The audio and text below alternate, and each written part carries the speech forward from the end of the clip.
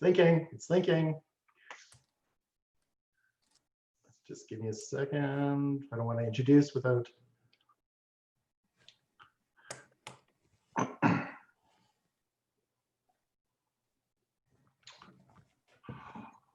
Welcome to Widen Your Gaze Fridays. I'm Luc Bouchard, and this is my company's Bare Bones Communications, and so glad you could join me here today. I'm very excited about our guest speaker today, Ellen Aarts. She's going to be talking about yoga. And Ellen, I think the first thing I want to say is, how often is it that you only have men show up for when you're talking? Is that seems kind of like that would be kind of, is that happening more often? Or because really it's three guys, you guys talking to you here. So. Sorry, what's that? Well, you have only guys on the call. I was expecting only women on the call besides myself. Yeah, me too. I mean, I love having guys around. I think it's super important. So bless you guys for showing up. Right on. Right on. So I've had a very busy day. I'm kind of like pulling stuff together here. So I think the thing I just want to start and talk about is, or just wrap a brain around, is, you know, I have a lot of misconceptions about yoga, and I'm really looking forward to hearing what you're going to have to say about that. So without further ado, I'm going to pass over to Ellen Aarts, and what time is it in Holland right now? Is it like 9 or? It is 9 p.m. Yeah. Okay, yes. On a Friday night, so you're here. So Ellen, if you want to, it's yours to go forward. And I gave you co-host, so you should be good to go. Awesome.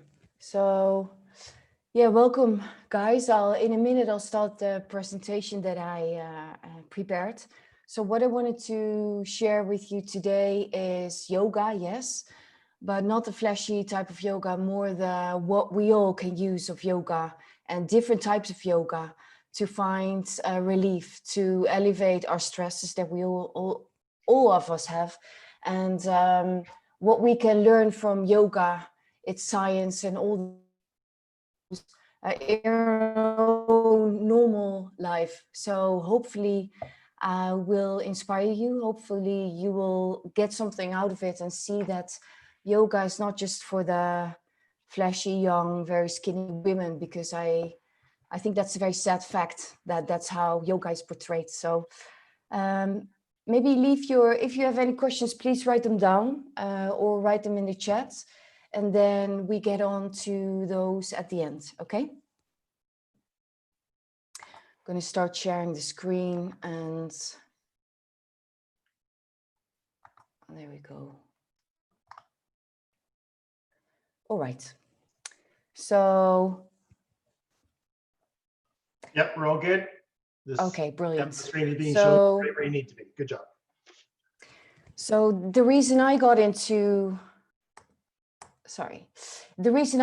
yoga was actually, I wasn't always a yogi. So I was actually a manager in an emergency center and a journalist. And through my experiencing burnout myself, I really got into, okay, so how do I really relax? I found that, let's say, therapy for people like me in Amsterdam, in Holland, everywhere, was not placing enough focus on how we can actually take care of our body, how we can take care of our minds on a very educational level. So of course, we know that we can pop pills when we're anxious but I was really getting very, very passionate about why are we all so tense, because very beautiful, intelligent people around me were getting burned out. And I thought, what can we actually do about this? So I started to really study the art of relaxation. And that made me so passionate about it that I made it my profession. And the therapeutic applications of yoga is what I want to share with you here. So in this presentation, we will discuss basically the art of slowing down and how you can slow down yourself with easy ways, because I think yoga really is not difficult. It shouldn't be difficult. And it is something that we can all use. So let's start.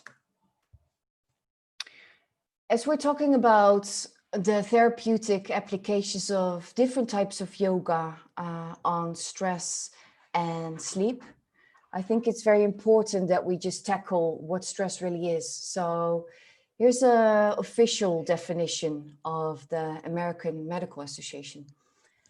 So stress being any interference that disturbs a person's physical or mental well-being. What I want to add to that is that stress, of course, is not a bad thing. Actually, we all need stress to grow as an organism, right? But there's acute stress, which puts us into action, right? It's how we run for the tiger back in the old days, and now how we run if we are about to pop into an accident. But it's the chronic stress that is a very big problem, because chronic stress, something that we can all relate to right now, that is very detrimental to our well-being. But what is happening in our body when we experience stress is there's a release of 1,400 different chemical reactions in our body. That being cortisol, adrenaline.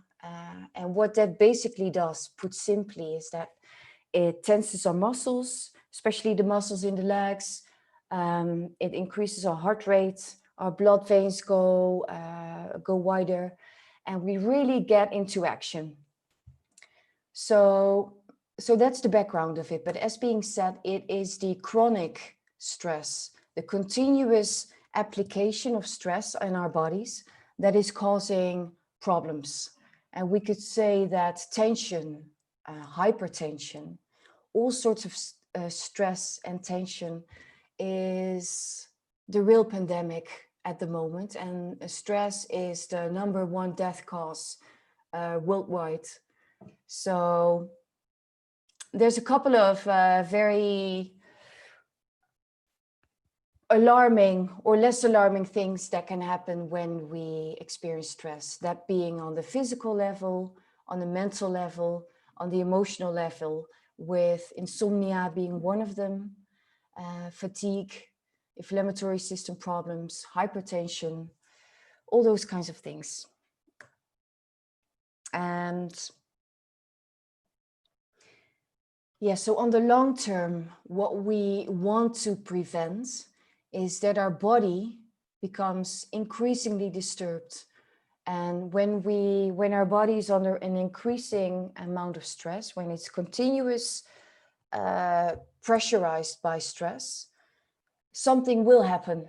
So our nervous system gets disturbed in a way that it creates emotional problems as anxiety, irritability, anger issues, insomnia, or even some sort of neurosis. So that just being a few examples of psychosomatic manifestations of stress.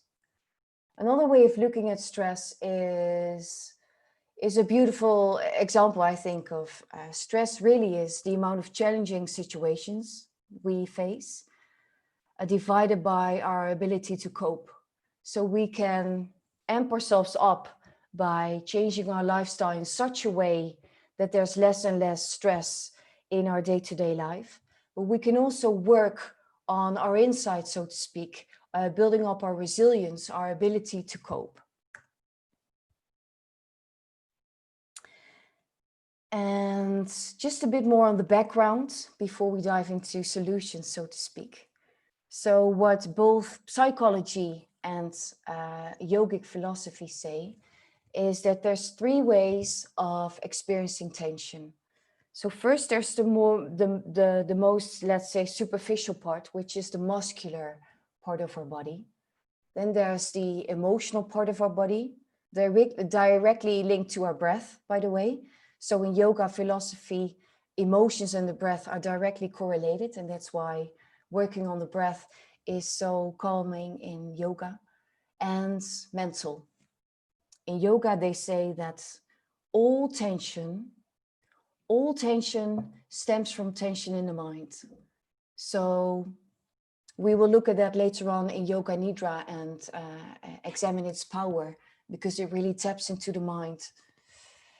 And Hey, sorry, Ellen, can I just ask one clarifying question? Is tension and stress synonymous, or are they 2 different things in your case? so stress is more the, let's say, biochemical response Tension refers more to any sort of stressor that we experience. So tension being more of a, yeah, what's the word? Scientific approach, and stress is more of a umbrella definition. Does that make sense? Yeah, thank you very much. Okay. Yeah. So there's research has been done on how stress actually evolves. So any type of stress that later on becomes a stress disorder always goes through 4 phases. And it starts with psychic. So that's, let's say, the deeper tension or stress being experienced deep in the mind. Okay, and the way that you will experience that is sometimes it can be experienced as something that you might not think too much of. So we might feel anxious. You start to have this phase of worry, so to speak, and we start to dwell on what might happen in the future. So this is the first phase of stress. Then unattended, of course, because this is all pressure and tension that accumulates. When we don't attend to that properly, when it doesn't find some sort of release, it goes into the psychosomatic phase. And these are just a few examples. So we might have heart palpitations. We might start to experience mild tremors in the body. Our blood pressure starts to rise. And we start to feel these pulsing pulsations. These pulse in our, a rapid pulse, so to speak. We might start to get sweat attacks. So it's our psyche that is giving signals to the somatic part of our body, soma meaning body or tissues. When that is unattended, it goes into one particular organ. So we will choose one particular organ where it will settle. And one example is an elevated acid level in the stomach. Another example can be problems with the heart. Another example can be digestion problems in the intestines. So it really starts to dive deeper into the tissues, into the somatic part of the body. And when that is unattended, then the shit really hits the fan, so to speak. Because then we reach an organic phase, and that is very detrimental to the health of the organs. So actually it can fully destruct an organ, and it can reach chronic inflammation. So at this point, surgery is needed, or we might need a lifelong medication. So what is the answer to all of this? I like to use just a very sort of simple analogy. Right now, what we do in this world, put very, very simply, is that our senses are always on. We are always focused outwards. We look at our screen at least, let's say, 8 hours a day. We focus outside. All our senses are being overstimulated, right? And what both psychiatry, trauma therapists, yoga therapists, but also psychologists say is there's a beautiful word for that. It's a Latin word, is interoception. There's a beautiful little picture on the right side. What that tells us is that we can train our ability to go inward. So interoception being that sort of strength, that ability to cope. Remember that stress is challenging situations divided by our ability to cope. And with going inside and really become aware of all those subtle things that are happening in our bodies, becoming aware of our breath, this improves our self-regulation. So how we approach situations, how we respond to situations. And the more we become sort of anchored inside, and this is not a woo thing, this is actually a very scientific way of looking at our own healing. It's by going inside that we can have that antidote to what is becoming quite a crazy, overstimulated way of life. So the way that yoga does that is through focusing on the breath, is by activating what they call the parasympathetic part of our nervous system. So let me see, I'll go into that into the next slide actually. So no, let me stay here because this is what I want to basically touch on in the next few slides. So what I want to share with you is my favorite parts of yoga, my favorite techniques and tools of yoga that have all these therapeutic benefits of going inside, of activating our rest and digest response, of activating our parasympathetic nervous response. And that is, let's say, the part that you want to work with when we experience lots of tension, when we experience lots of stress.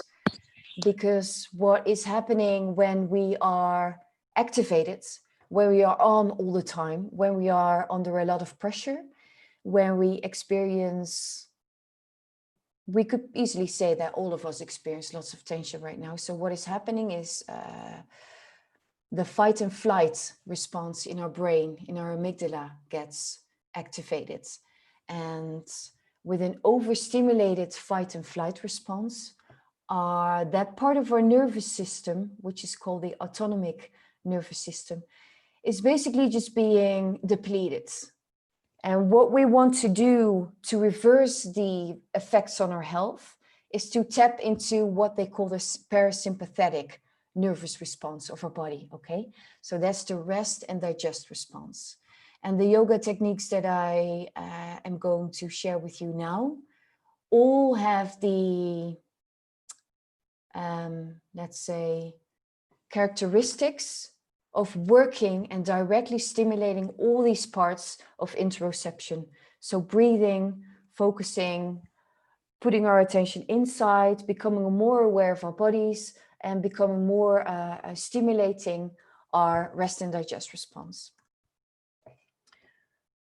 So I want to share three different types of yoga with you here that all center around therapeutic benefits, okay?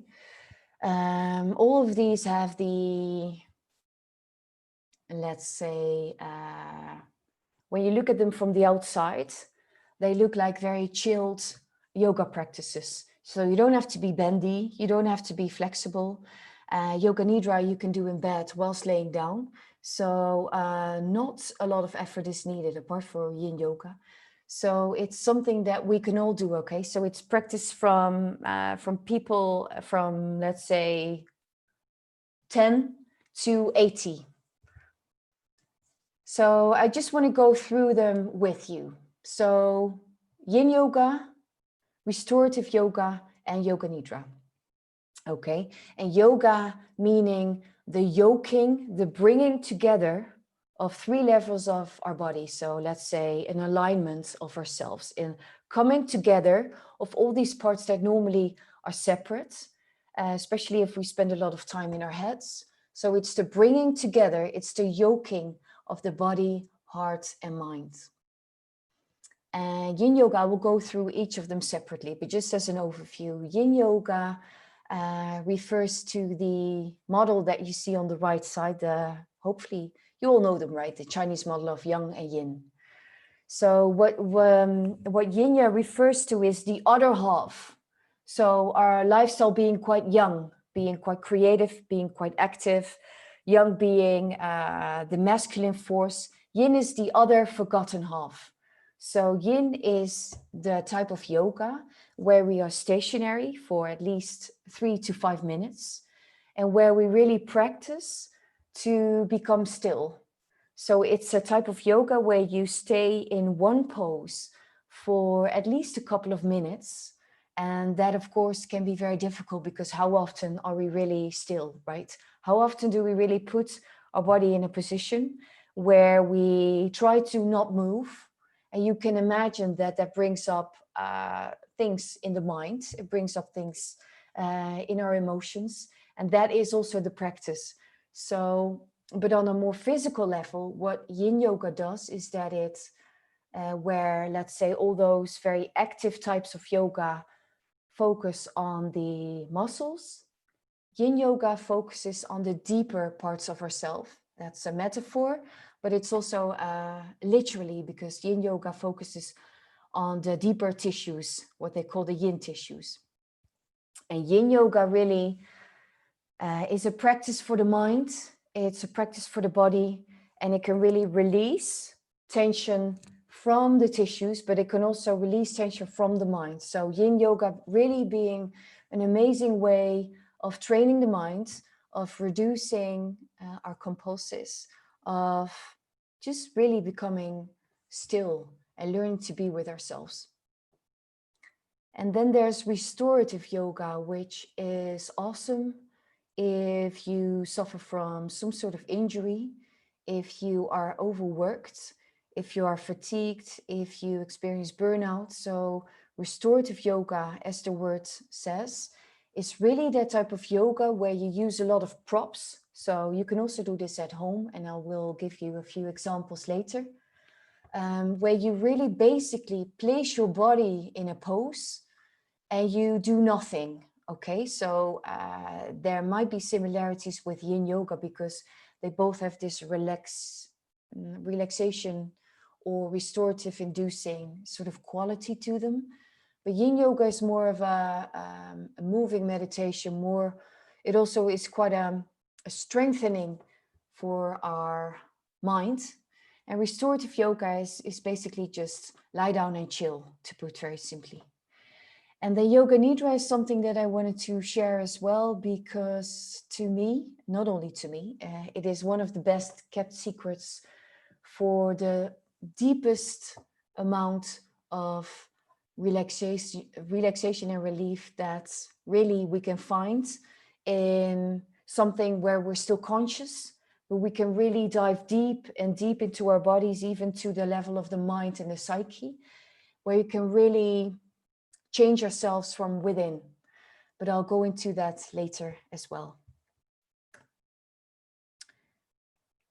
So again, I got the question if this would be a very practical webinar. What I really wanted to share with you now, because then you can look, you can research for yourself later on in your own time for, let's say, a Yin Yoga sequence, and I'll come back to that later. But now what I really wanted you to have is, let's say, a proper layout of the types of yoga that you can explore yourself if you are seeking for those therapeutic benefits. Okay, so going back to Yin Yoga, there's a couple of mantras that they use that are quite awesome, I think, is that you don't have to be flexible. You don't have to, you can have all kinds of injuries, you can have all kinds of limits in your body. The idea with Yin Yoga is that if you are feeling it, you're doing it. So Yin Yoga works with specific target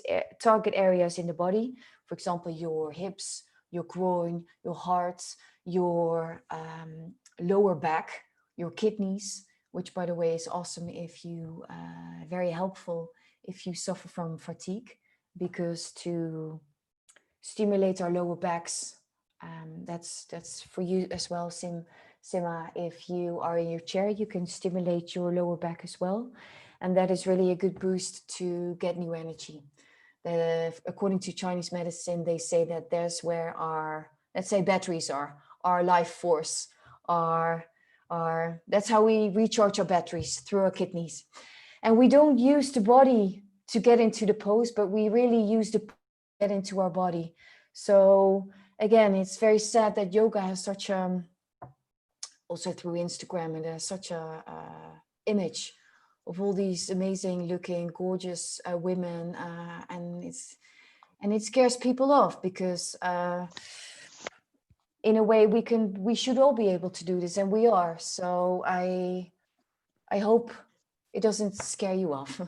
What we can do, what we can practice, what we can gain with Yin Yoga is all those qualities of interoception, right? The body awareness, are focusing on our breath, And when we become aware of our breath, the reason why in meditation and in yoga, you hear that all the time, is that the breath is the direct way to regulate our emotions. So think about this. If you are very angry, but you at the same time you focus on your breath, you can't be angry, right?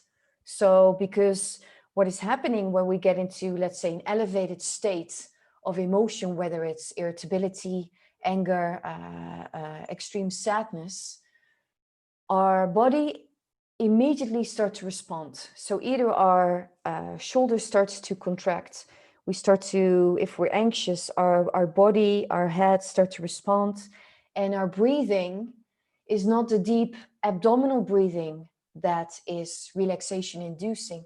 No, it's that chest, very superficial chest breathing. And that sort of directly disturbs the whole body. So the reason that yoga teachers or meditation teachers or anybody that works with, let's say, the body as a way to foster relaxation is that the way to calm the mind and the way to calm our body, the way to regulate our emotions is to start focusing on the breath. Yin Yoga is amazing if you suffer from burnout. For me, it was one of the very powerful tools, and with me, lots and lots and lots of other people really experienced quicker relief from fatigue, from burnout. Athletes do Yin Yoga as well, because it allows their bodies to recuperate way faster than if they wouldn't apply Yin Yoga, because it's a very deep relaxation inducing response that you get from the muscles, from the fascial tissues. Yin Yoga, of course, brings mindfulness. It stimulates us to become present, and we really slow down. And through that, we're able to cope better with everything that we experience, really. And we feel better, we feel more energetic, and we also feel better to cope, right? So again, stress being defined by challenging situations, defined by our ability to cope. So what we can really do with Yin Yoga is building on our resilience. And then restorative yoga, there's a good example actually on the picture that you see.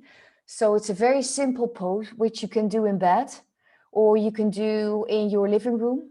You can also do it in the office, but they might look at you in a quite weird way.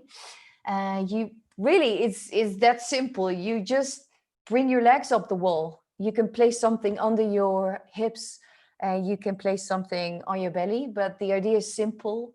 You really just put your legs up against the wall. And what that does is it lowers your blood pressure. So if we experience tension, if we experience hypertension, if we suffer from stress, our blood pressure obviously goes up. And if you had a very long day in the office, this is an awesome thing to do as well. So you can do this again in your bed, in your home. Just do it for 10 minutes every day, and the benefits you experience are really amazing. So it puts new blood, fresh blood into your brain.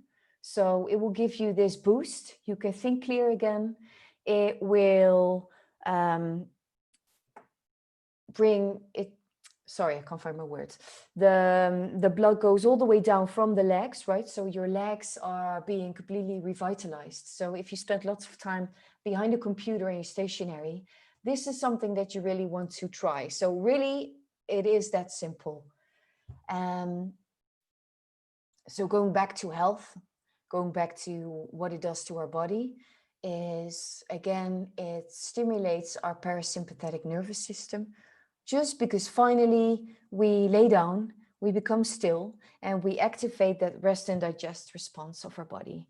And because we really take the time to rest, if you have a good teacher, but also it will evolve by itself. if you take the time to relax, you will notice that quite automatically your breathing will become slower, slower, slower. So what is happening is that the production of your stress hormones are being lowered, they're being reduced. With that, you directly improve your immune system. Your muscles will start to soften.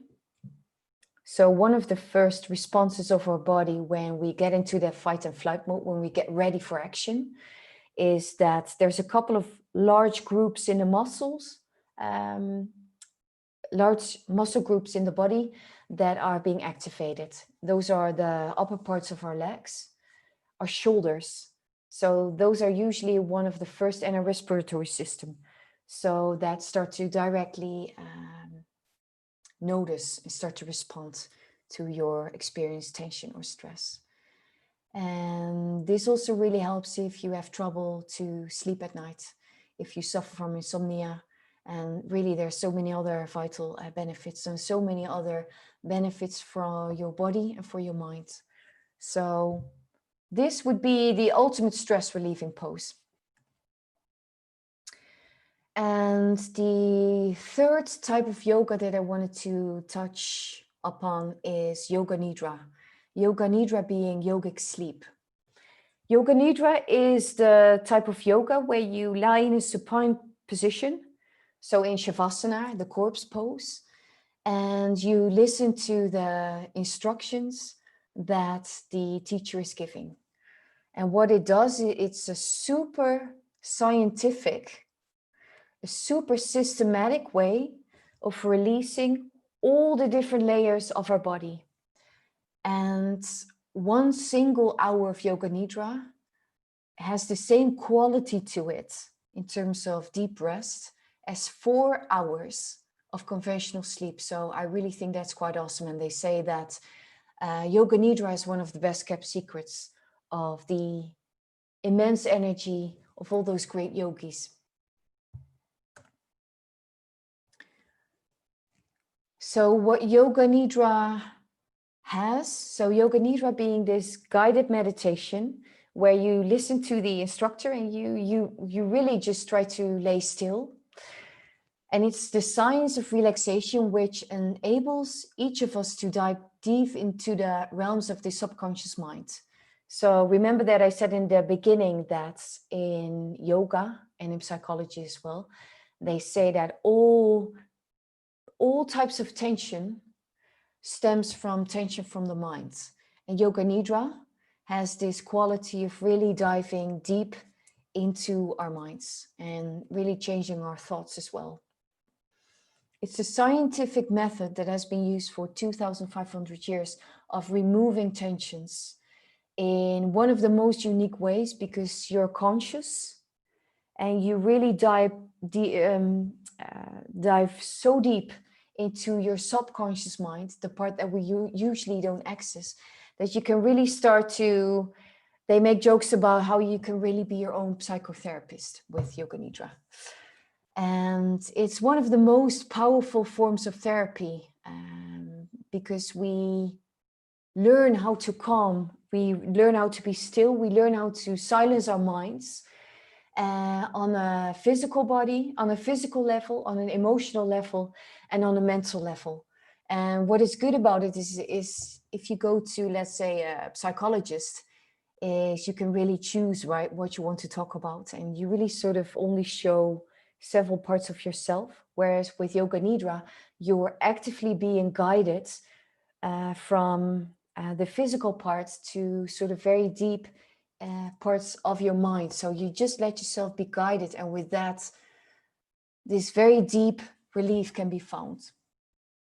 And again, it has this power of this interoception, right? Of this power of going inside, this perfect antidote really of having our attention being focused outside all the time. And this really cultivates that quality of becoming aware of everything that is going on inside, interoception, and cultivating that deep awareness and experience deep relief. And it can even, remember that I mentioned the four phases of stress disorder. So all the way to the parts of where stress gets into the organs, where, for example, your acid level in your stomach gets enhanced. What you can do, what Yoga Nidra does to your body is that it really allows for the level of the organ and all the systems in your body, your complete nervous system, to get this very deep regenerative way of release.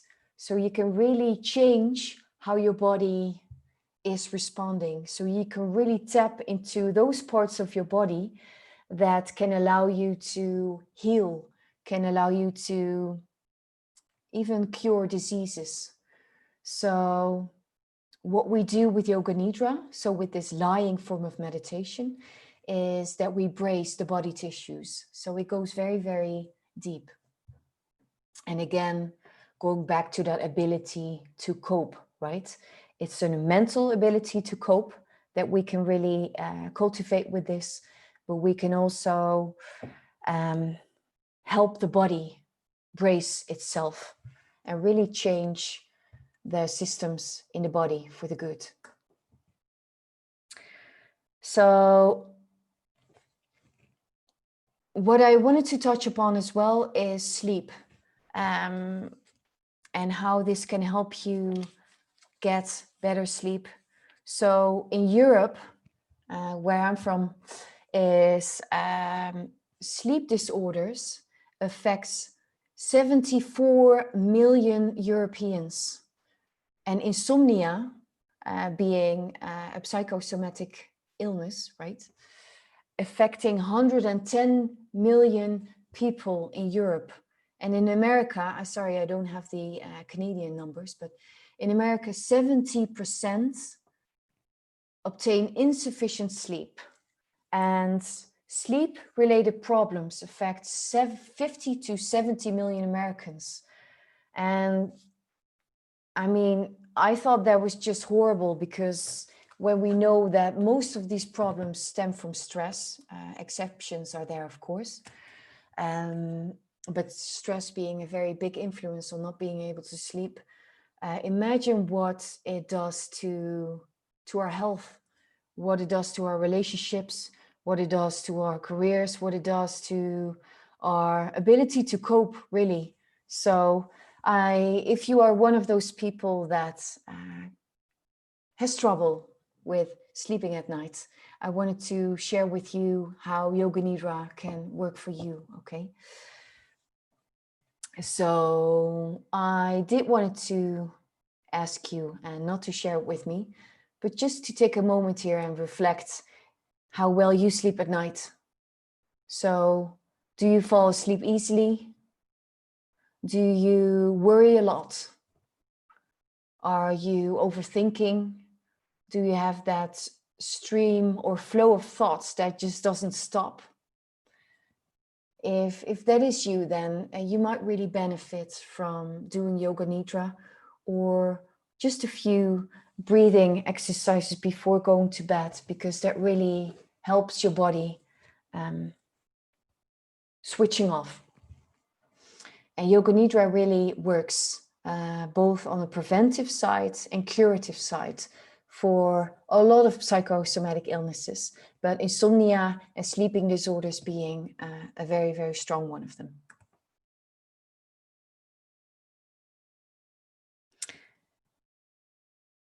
Yes, so the way that Yoga Nidra works, so this guided meditation that you would do just before you go to bed, that is if you suffer from sleep problems.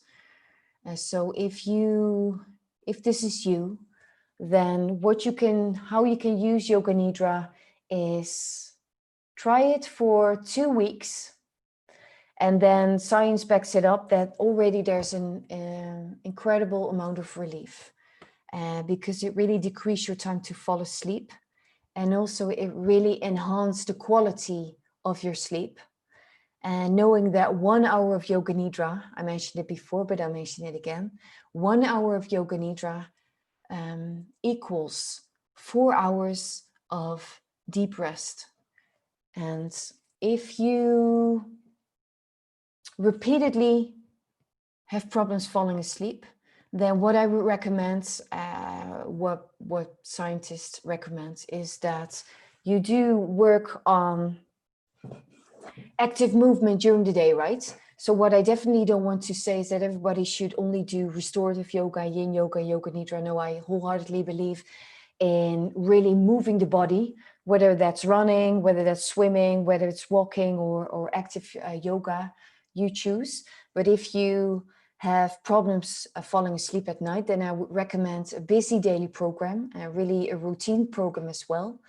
But then before going to bed, tense and release the muscles, and then doing a guided yoga nidra.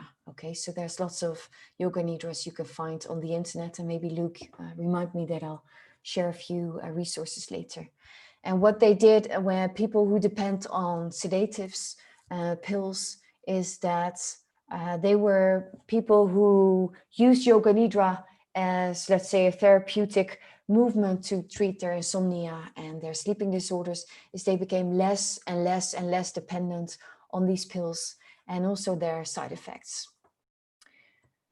So yeah, so just, this was my last slide actually. So the three things that I mentioned was Yin Yoga. So Yin Yoga being that type of yoga where we hold the poses for quite a while, where we really learn to become still, having effects on the deep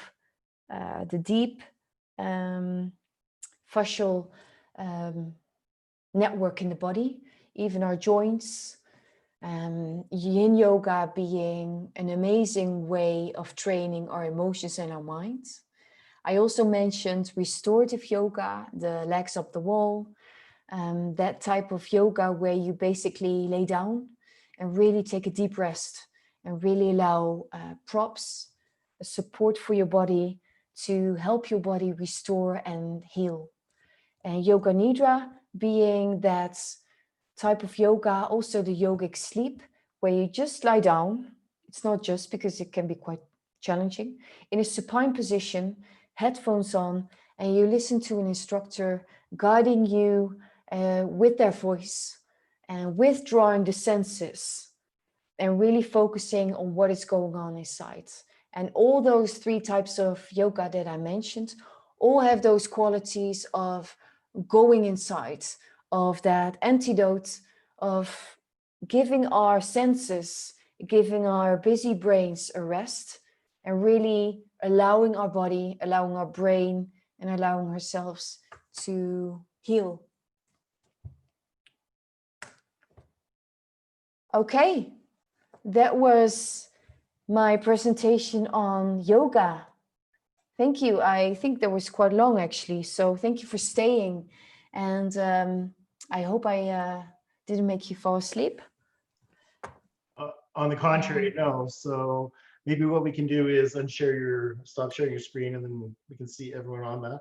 And there's actually been some really good comments in the chat and whatnot. So can you just stop sharing your screen there, Ellen?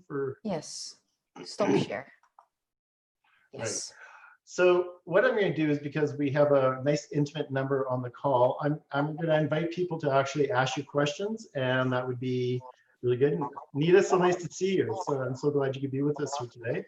And so, yeah, just be mindful of your mute or of your microphone, and I will mute if I see stuff coming through. So, so who would like to ask their question first? A couple of them. Okay, I can ask my question first. The yin yogi techniques you were talking about, would they help in terms of maintaining focus, like during an athletic event, like you were saying the athletes use them? So if you were playing golf or you needed to maintain focus or block out crowd noise and whatever, are those techniques helpful in that area as well from just the focus perspective outside of the office and the chaotic environment? Yes, yeah, that's a very good question. Yes, it does. So the way that it works is the same as meditation, but what you do with Yin Yoga is you consciously apply pressure on specific parts of the body.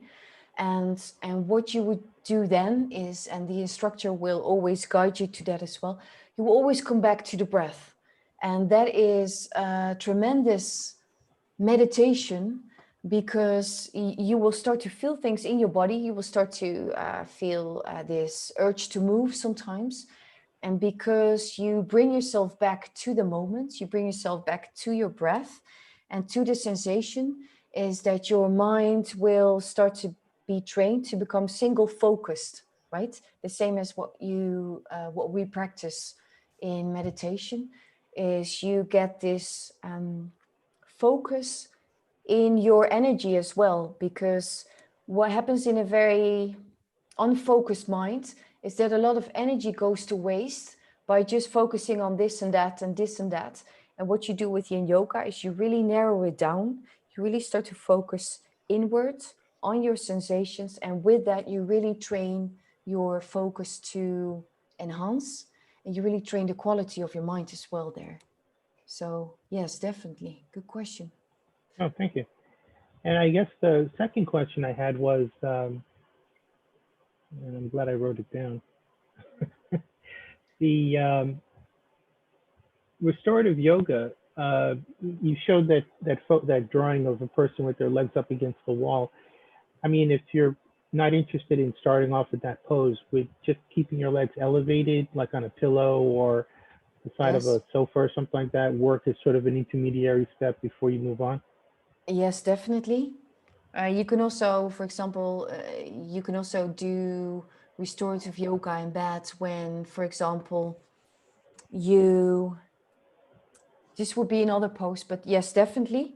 But another way of practicing is on your bed or on your couch, whatever. And you would just lie in this supine position, and you would bend your knees and your feet would touch, right? So you make this diamond shape with your legs. And then you just put pillows underneath one of each knee. And then you just allow your hands to rest on your belly. And then it itself is an incredible, great, super easy restorative pose. So I just want to give one example, of course, but there's so many that you can do with the stuff you have at home that will really help you to find that relief. Great. Just one question about with your legs in the air on that. So you're at an L, like you're sitting. Why wouldn't you just sit up on the floor and have your legs out? Because it's the same posture. Is it the blood going to your body? Like, what's the difference between being on your back? Gravity. Same posture. Okay, no, so the reason for that being because the upper body is just supported by the floor, right? And when you put your legs up the wall, so your legs would actually rest against the wall, right? And so that makes it easy. Okay. Is it allows for the blood in your legs to go the other direction. I don't know if I explain myself very well. So you would reverse the flow of blood. And when you are in behind a computer all the time, your legs get very tense. There's not a lot of flow coming through your legs. So if you reverse that direction, if you put your legs up the wall, you send a new flow of blood towards your upper body and towards your brain. So also your brain gets a stimulation, gets new energy, new blood flow. Right on. Okay, that makes perfect sense. So on that. Yeah. Most of the blood flow in the lower extremities is by intramuscular contractions, right? So the valve system in the veins allows to prevent backflow, right? So it's working against gravity when it returns blood to the heart. So if you elevate your legs, it takes pressure off your heart, your circulatory system, and allows blood to flow in a more natural direction based on gravity. And so you're still pumping with the same force up into your legs, but because you're sitting for so long or you're sitting in one place, you don't have that muscular movement. You don't have that natural exchange of of blood flow occurring based on muscular contraction, unless you sit there and do isometrics all day. That's it. No, That's it. Yeah, thank you. That's That's it. No one wants to see that.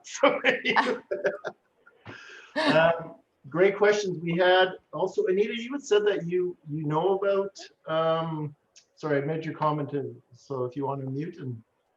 Yes, I actually found a Yoga Nidra class online and I take it every Thursday. But I have access to the pre-recorded sessions and I can do them like when I go to sleep because sometimes I'm having trouble getting to sleep. So listening to yoga for 30 minutes usually nods me off or calms me enough that I can just drift off to sleep once the talking stops. Awesome. Yeah, it's beautiful. That's It great. is. Yeah. That's great. Yes, and I wanted to share as well that I don't know how we can do that practically, but Luke can help me there. Is that that I actually recorded Yoga Nidras as well, so I'm very happy to share them with you through email, and then you can try how it works for you. Okay, so it's a 14-minute guided Yoga Nidra that I'm sure you will. I hope you will like. I think so. Just try it out, really. Okay. So for people to have that, they need to give you your, do you want them to send you an email or do you want them to just put it in the chat and you can send it to them? Yeah, so maybe we can do it there. If you want to receive the Yoga Nidra, just drop me your email address in the chat and I'll make sure I send it over, okay? Actually, Luke. Yeah. I saw an advertisement on television. Now, of course, you're in Canada. I'm not sure if that was available to you as well, but Headspace was offering a 1-year free subscription. Huh. Because of the pandemic, I guess because, you know, there's people are having anxiety and whatever issues. So I was able to sign up for free. I will see if I can find that email. Okay. I think there was a special code. I don't know if I wrote that down, but if I do, I'll share it with you and maybe you can share it with the participants. But I found that to be great. Okay. They offer a lot of things for free that you don't have to pay for. Right. And you can drift off to sleep and there's different kinds of music and other stories to listen to. Yeah, and I really like the idea of not being dependent on anything, having those mechanisms on yourself. And that's what I hear a lot of what Ellen was talking about is developing those mechanisms on that. Was there another question that we had? Was there, I see that. I saw a lot of good things in the chats as well. Sachin, I'm not sure if I'm pronouncing your name right. You have your video camera on, so. Sachin. Sachin. Yeah, I'm just gonna, just a couple of things that I posted in the chat. The Just Get Flux is amazing. If you guys haven't used it, it just turns the screen automatically. So if you're if somebody who stays up late looking at the computer screen, and then Simha, is that how I say it? Simha was saying, you have to switch all the electronics off an hour before you go to sleep. Well, the reason for that is those damn electronics release a lot of blue light that messes with your hormones. Our body is tuned to a circadian rhythm, and sunlight and the light that we get from the sun is blue light and white light. That is what makes the body stay awake. And so when we use flux, I use it, I have it on all my devices. So what flux does is it keeps your screen lighted so you don't hurt your eyes, but it takes out all the blue light so that when I look at it at night, I automatically start kind of feeling sleepy. It's like the light is saying it's time to sleep. It's night. All the animals are asleep. You're not supposed to stay up and go to sleep. So it's amazing. It's really amazing, and it also automatically brightens the screen in the morning after sunrise. So you can set it up. You can set the time zones. You can say, hey, I wake up at 5 a.m. every day and I go to sleep at whatever time. It's amazingly powerful. I've been using it I had a lot of trouble falling asleep for a long time. And then I did some research and I found out, oh, this is the reason why. And then boom. Now I think I generally fall asleep no matter what, probably because I'm sleep deprived anyway, but I generally fall asleep within 5 or 10 minutes. And then plus one to what Anita was saying, I actually have used Headspace for a year. So I purchased it. So Headspace gives you there is a free. See, if you don't want to spend any money, there is a free version of it, and it's a 10-minute sessions. So it walks you through 10-minute sessions. You do 10 minutes a day for 10 days. You don't have to do it 10 days in a row. It would be great if you could, but I did that and I just got hooked on it. And then it's Headspace is amazing because it helps you cut out. I mean, I practiced Headspace for 10 minutes on the train. I was doing yoga sitting on the train on my way back from work. It is that effective, super powerful, very, very, very helpful on, how do you cut all the noise out? How do you do? I mean, I just did that's just the free intro. And it's just really, I mean, Ellen, kind of like your voice is, I'm American. All I hear here is American language, and Luke's Canadian. I'm kind of familiar with Canadian. The guy who speaks on Headspace has a really drawling, calm voice. You just hear that voice and you just want to fall asleep. It's just it's really amazing. It's important, isn't it? It is. The voice, the deep, it comes out and say drawly, and it just calms you down. And like I said, I practice it on the train. You can imagine train shaking around, people walking around, like braking, stopping. And I was still able to get my meditation done in 10 minutes. And of course, there's a lot more to it. But if you feel like you don't have time, get Headspace. It's free. Try the first 10 sessions. I bet you'll get hooked. It's just amazing. Nice. So, Ellen, there's I heard a study, I don't know, 6-7 years ago, and it was of course, it was a university, and they brought people into a room and they gave them a choice between either sitting quiet with their thoughts or administering a low-grade shock to themselves. Disproportionate amount of people took the low-grade shock over being alone with their thoughts. Now, and I find this kind of disturbing that it is. Actually, they even thought of this and got past the ethics committee, which obviously did on that.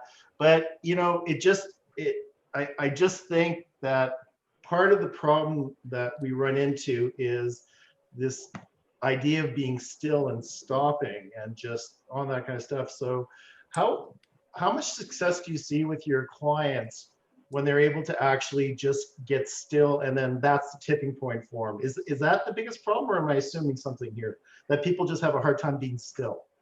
Oh no, I think all of us have lost the ability to become still. I think we are all so used to doing, to working against deadlines, through being in our heads, that just to become still is very out of fashion. It's so not sexy. But then people come to me or come to somebody else, and they suffer so much, right?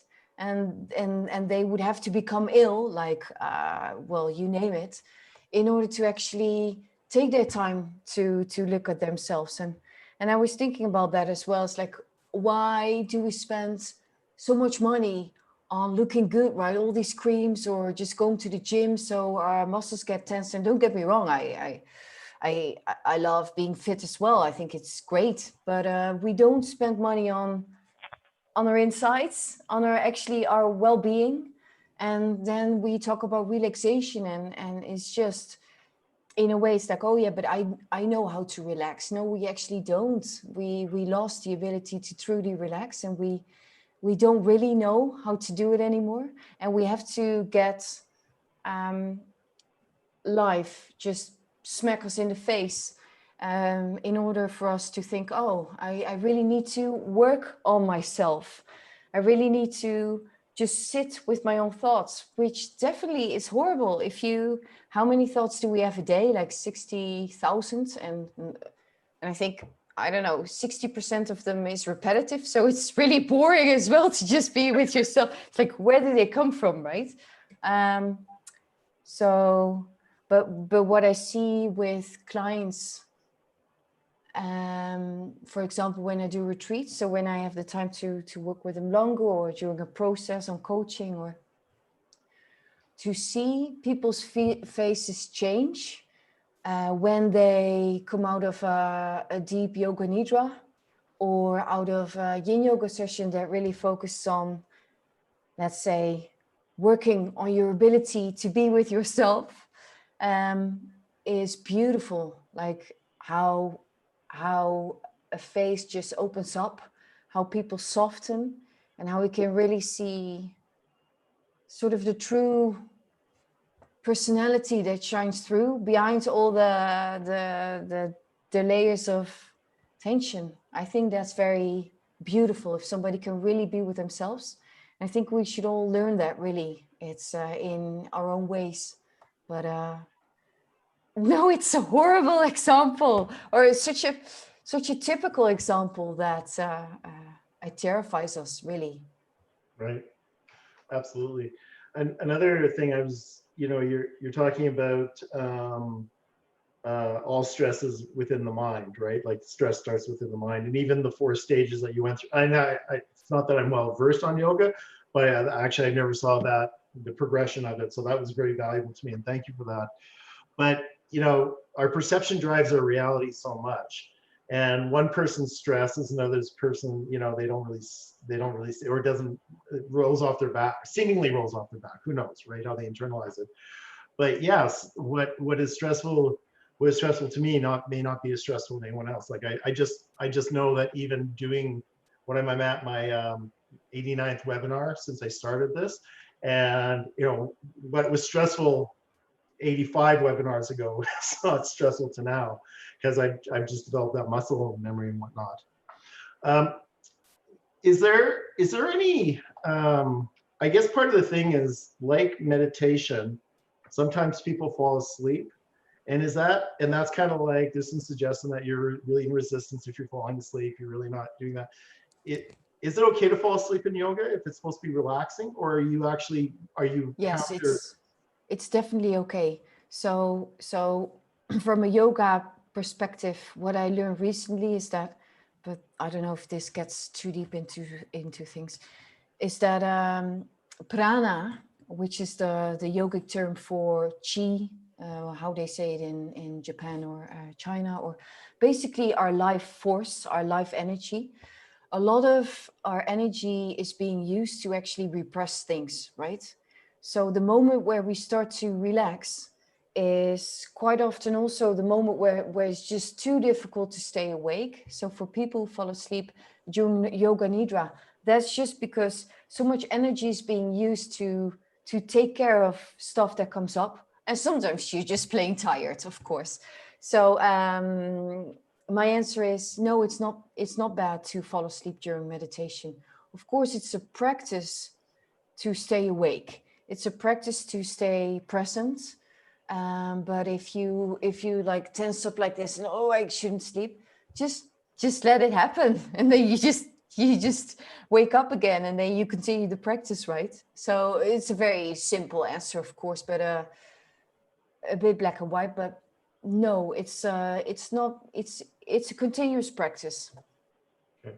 And sometimes what you also hear is that I can't meditate, or I'm very bad at meditation, or I mean, I think what people refer to then is that they think a lot, or that it should be, that there's some sort of ideal of how meditation should look like. But I think it's important to emphasize that all of this is a practice. And I don't mean that like as one of these horrible cliches, but it's something you do, that you show up for, and then something comes up, and then you practice, you fall asleep, you wake up again, and then you think, oh, I fell asleep. And then you just go and practice again, because that's what it is. It's a commitment, it's a learning, and it's never the same. So, and sometimes it's easy, sometimes it goes into in the flow, and other times it feels hard. So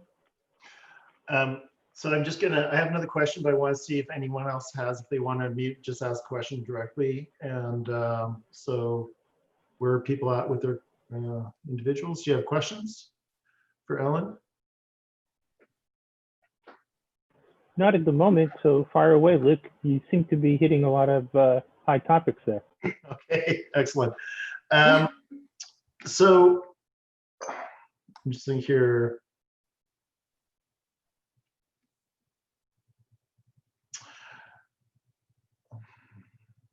So people say, I guess my question is, and it's not going to be very elegant, is how much is meditation and yoga synonymous? Do you always go into a meditative state when you're doing yoga, and is that like, are they one and the same? Because I'm wondering how much people actually confuse the two on that, or am I like? I think there will be people who have a more rigid answer to that, but I think every type of yoga where you use your body always has some form of meditation in it. And Yin Yoga really is a moving meditation. Yoga Nidra is a very long, guided, very, very deep meditation. But then when you talk about meditation, as in, let's say, we sit, we close our eyes, and there's so many ways of meditating, right? There would be a different branch, but yoga always has an aspect of meditation in it. Okay. And the way I'd like to answer this as well is that for me, meditation is anything we do, even if we brush our teeth can be a meditation. And I honestly mean that. Or if we sit behind a computer at work, and for a moment we take a step back and we think, I'm just gonna notice what's actually going on here. Wow, I get really triggered by this colleague, or what is actually happening in my body. I just start to take a few deep breaths. Of course, you can sit in meditation and you can start to pay attention to your thoughts.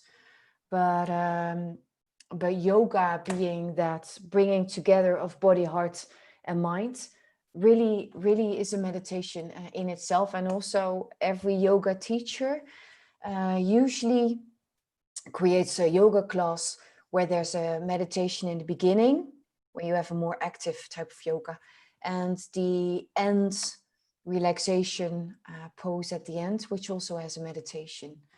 So there's many different ways of meditating as well. Does that answer your question? It's a long answer. That's a good, yeah. Yeah, so yoga, meditation and yoga are synonymous, but meditation is not synonymous with yoga. Like it's one or the other type of thing. Yes. Something that was very popular back here in, where I live, about 5-6 years ago was hot yoga. That was like all the rage on that. And actually that's the yoga I went to the most. And it was, it was kind of hard being in the room at times with just wearing shorts and letting it all hang out. And especially when there's these very beautiful women and very chiseled guys. And there I am. Extremely bendy people at the front. Yeah, that's right. You get all kinds of complexes. Yes. Yeah. And it was, but like literally there was times when there's barely any room. It was so popular, and the company they went out of business because they just couldn't afford heating a room in the middle of winter, like in Canada, because it's at 40 degrees or whatnot. What do you think of hot yoga? Bikram yoga, I did that as well. It started to have quite a negative connotation because of the Bikram guy, so the founder of Bikram yoga. I loved it. It's a bit hardcore, of course. Going back to meditation, what the positives of hot yoga are that it's you're less likely to get injured if you like the very active type of yoga, right? So like the vinyasa yoga, because your body gets warm, and with that warmth, your muscles loosen up easier, so you're less likely to get injured. So that's a plus, and you can get flexible, and you can get a very powerful body quite easily and quite quickly if you maintain the practice. but it has to be your thing, so to speak. What I liked about it as well is a bit hardcore, but because of the heat, you are really being challenged to focus, because maybe you had it as well. If you go into the balancing poses, right? And sometimes where you feel very nauseous and you think, I don't know if I can actually pull this off. I feel like I need to vomit. I'm sure you had that as well. The only way to really deal with those things is to actually keep your focus and to really keep your center. And also to hot yoga can really lure you as well to take care of your body and to respect your boundaries, right? Because sometimes it gets so overwhelming that you just need to take a step back into a child's pose that a yoga teacher will probably tell you. So I like it for that as well. It has a couple of very good qualities, but I think it goes out of fashion a little bit. It certainly has. You had mentioned you wanted me to remind you of resources. Was that for the actual to send out? Yes, so the Yoga Nidra. I just didn't know if we had covered it or that you were going to do that and whatnot. Yes. So I wanted to send people a Yoga Nidra if they were interested, but by now I already received quite a lot of email addresses, so I think that's good. Yeah.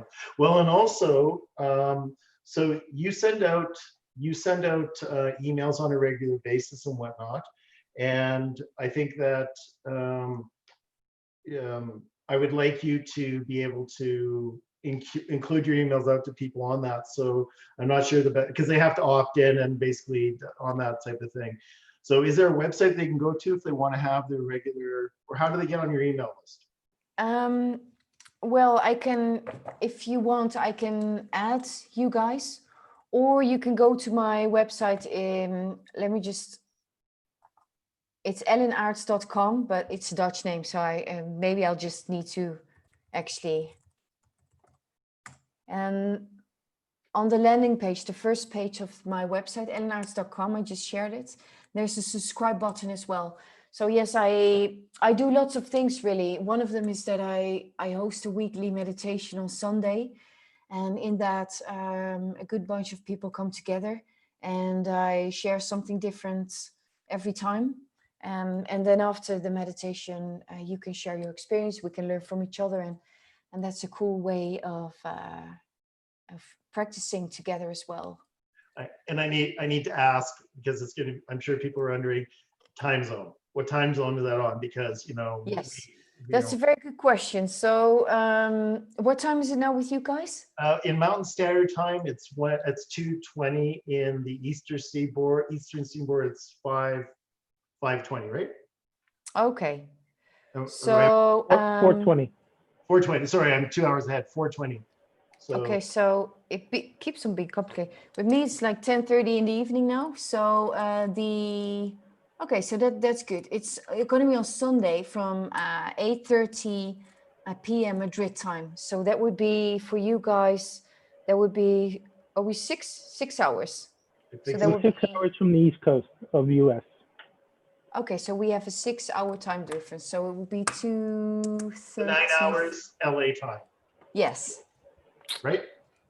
So a Sunday afternoon, a beautiful Sunday afternoon meditation for after your lunch on Sunday. I don't know if you're like me, I eat lunch at 5 p.m. in Spain, but so welcome to that. I see that we're about 8 minutes from our 90 minutes being up. I am going to, all of you have seen my stuff, so I'm not going to be talking about my webinars coming on. So we're gonna bypass the day.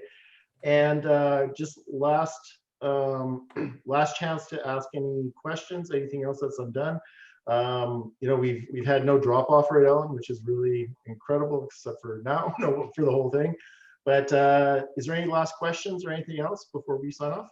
Yeah, I have a question, Ellen, if you all can hear me. So yes. Luke asked the question about hot yoga. I learned yoga when I'm from India. My grandma taught me yoga, but she taught me all of the physical aspects, but I didn't really pick up the spiritual aspects until a lot later. And I've just started. I got laid off a few months ago, and then I said, okay, great, good opportunity to take care of myself. And so I started doing pranayama and meditation. I'm a Reiki master. I started doing acupuncture and massages and all that. So a lot of sort of natural healing, natural like spiritual connectivity.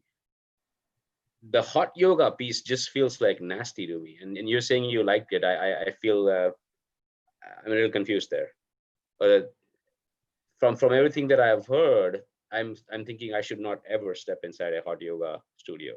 It's just going to be all bad. I can't imagine why I would ever do that. No, I think I was saying at that time, I reaped some good benefits of it. I think over the last course of the years, it got a very bad connotation because of what happened with the Bikram guy and his whole, let's say, community. So that's why the whole hot yoga, I think, has gotten quite a big beating. But I mean, it has benefits for different types of people. I think if you look at it from the outside, I think it's very easy to think of it as some sort of power yoga, athletes, sort of superficial type of movement. But I think you can also practice it in a more conscious way. But because you're there, and usually it attracts all kinds of very bendy, flexible people that are in the front, and it feels like they're posing. So, but I think I wanted to just put things into context a little bit. So in the hot yoga, is there a portion of the whole practice, daily, weekly, whatever? I have never been. So is there a part where you focus on the emotional or the spiritual parts of it at all? No, so what they do in Bikram yoga, if you follow the Bikram yoga asanas, it's a series of 26 movements that you all do them the same, as in, I mean, it's a sequence like Ashtanga yoga, for example. You go from the beginning to the end and you never deviate from it. I think that's how, but I'm not a Bikram yogi. So that's this is what I know. This is what I know of it. It's you do this, then you do this, and people exactly. So it's very rigid. Yeah. And you work with pranayama in the beginning, and then you do kalabati at the end. So really to release the toxins. So no, they're not going to talk about, oh, what do you feel now, or so it's a more physical. Got it. Thing. I mean, to me, it feels like it is perpetuating the whole, go culture in this country. It's like, oh, go do this, you'll lose weight. Go do this, you'll become flexible. That's all it's doing. I mean, my teacher, the one that I'm learning from right now, he's saying there is no right or wrong way of doing yoga. Like, you don't have to be in a Padmasana. You don't have to be in the lotus pose for doing pranayama. You have to be where you yourself can get in touch with your own mind and your heart and your breathing. Like, that's the whole point. Like, if you're uncomfortable, if you're in a position where you're, something is hurting, your mind goes there, and then you're not in touch with what is important. And so it's like I would just say, don't ever do Bikram yoga. Like, it's just going to put you in the completely wrong direction. Yeah, my experience has been with the people that do hot yoga. They're the ones that are the intensity seekers. They're the ones that really want to have that. They're going to do it. They're going to do it well. It's like part of their personality that is. It's almost for like type T personalities, ones that are we're going to do it. We're going to do it good. Yes. So, which really speaks to what you're talking about, the fact that it's really more about something else as opposed to the practice. Yeah. Because I mean, I did aerobics, and I did calisthenics, and I was lifting weights. So that's all of that is fine.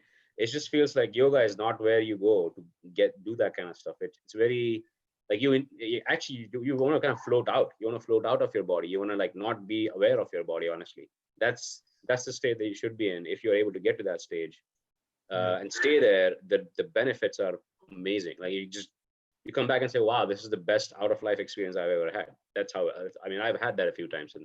And so, I mean, I can't imagine ever having that experience at Bikram. It's just going to be not possible. The thing that at Bikram that they would say is, if there's any noise coming up in your head right now because this is difficult, they would say, just be aware of it. And then, you know, so it's not as if they wouldn't ignore it. They would say, you might find this is happening, or this position brings out this emotions in people, but they would call, and then they would move on from, but there'd be no processing of it. That's, you would go and do that somewhere else. Got it. Yes. Okay, well, if last chance for questions before we sign off. Anything else that, nothing, if there's anything in the chat, I think I've covered it all. And of course, you know how to save the chat is the 3 dots at the bottom. You can save it, and just by, you know, clicking on it and then save chat. So if you ever want to know how to save chat, that's how you can do that. I want to thank Ellen for taking the time out on a Friday night to being part of Widen Your Gaze. I really appreciate that. And clearly, I knew you knew your stuff, but what really came out is how well you know what you're talking about on that. And I'm just grateful that you could be here today. So thank you very much. Yeah, and communicating in obviously English, which is not your native language, was pretty impressive. So these are some pretty complex topics. So thank you for being able to present in such a clear and concise way. Oh, thank you. It was my pleasure as well. So thank you, Luke, for having me. You're very welcome. Thank you, everybody. Yeah. For the good questions. Yeah, so I'm going to get you guys to sign off now because I just want to do a quick debrief with Ellen, and you don't have to stay here. No, you don't have to stay in your house, but you can't stay here. So go to your living room, go somewhere else. So, and I look forward to Bye, guys. Okay, so I'm going to stop recording.